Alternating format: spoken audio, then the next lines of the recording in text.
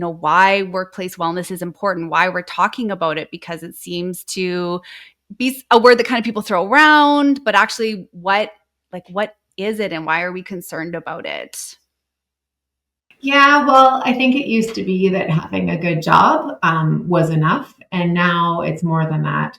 So I think many talented workers tend to leave their workplace in today's day and age because they want something that aligns with their personal belief systems. And so um, I think employers are starting to realize that they need to have this authentic concern for their employees' well-being. I mean, an employee wants their employer to care about their well-being, and good employers do understand that this healthy culture, one in which employees' well-being is prioritized, equals a healthy and more likely to be successful company. Um, so, I mean, I think it's just really important that we are, caring about our employees and giving them the resources they need to stay healthy at work. Yeah. And we know that having a healthy workplace trickles down into the family, and we want that family because there is a sense of culture within the workplace.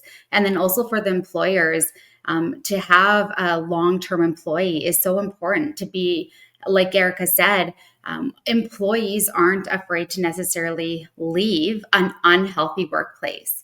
So to have to retrain, to hire, that is a huge cost on an organization.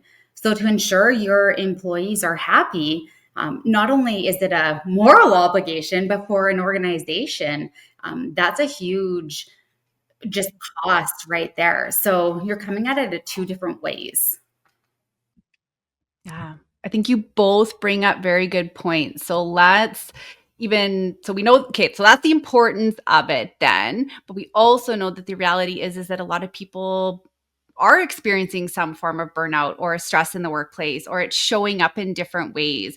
So yeah, maybe each of you can take a different way. Erica speaking how it could show up for the employee, and then Heather, how it could show up in the employer, because it's going to show up differently and impact to what both of you are talking about, right? Like a healthy work culture and an organization. So yeah, what could it show up, Erica, like as a working person? I mean, I think we talked about it, but we really need to understand what our role of work is. And I mean, work is it's not the driving factor of our entire lives. We need to make sure that we're putting other things. We're not putting our children and our family and our extracurriculars aside because we have to work extra. We need to do a better job of like understanding what the role of our work is in our lives because it's the biggest influencer of our well-being because we spend so much time there. So we need to just make sure that it's a positive influence and not a negative one. So, I mean, looking at an unhealthy work environment, like that would be one that where you're constantly feeling anxious, stressed, maybe because there's not a sense of purpose there. You are feeling emotionally disconnected, like, or there's no emotion involved in your work. You're not passionate. It doesn't align with your true values. You have a stressful relationship with your colleagues or the person you report to might be a good indicator. If you're feeling stuck, if you feel like I don't really belong here, or there's no opportunity for growth, or no one's giving me any training on anything, those can be other signs. The feeling of being micromanaged, like someone's looking over your shoulder, that's hard. And I think that that all contributes to workplace stress and lack of community and a lack of autonomy. The other thing is if you find yourself working more than 40 hours a week, this will really interfere with your overall physical and mental health. So those couple things there are key indicators of, maybe not the most healthy relationship with work.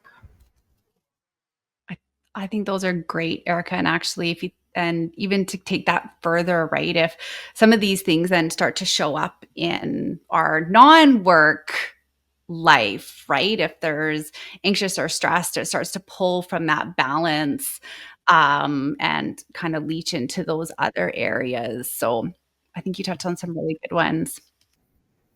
Um, For sure. And like the other thing I forgot to mention is there's those physical side effects too of working long hours, not getting up and taking breaks. But like if you're sitting all day, there's this lack of movement, and then you can, there's holding patterns that you can develop in your body. So there's those pains, right?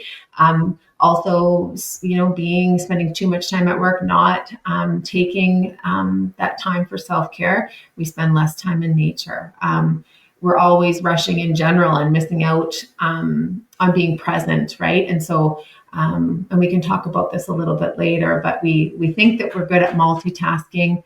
We really aren't good at multitasking. And so, knowing what kind of tactics and tips to train your focus and so that you get more time out of your day is really important too. We don't want to live in a reactive way, but I think that we find that we're so busy now, and we are continuously being hit with notifications, and more so than we were 20, 30 years ago, right? And so there's this reactive way of living where we're reacting to everything that comes up.